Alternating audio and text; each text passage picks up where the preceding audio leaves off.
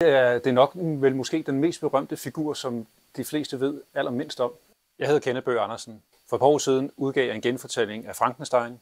Sidste år kom der en genfortælling af Jekyll og Mr. Hyde.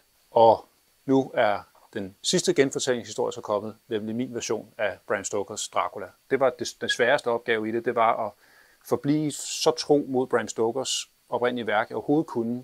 Men den skulle samtidig være spændende fra start til slut.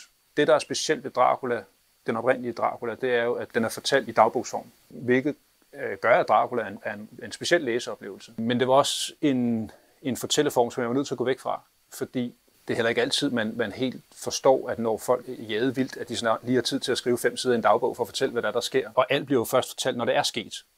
Og der vil jeg gerne være mere sammen med personerne, hvad de tænker og hvad de føler omkring det hele. Og det er jo ret voldsomt drama, de står i. Det er død, og det er ødelæggelse, det er vanvid på den helt høje klinge.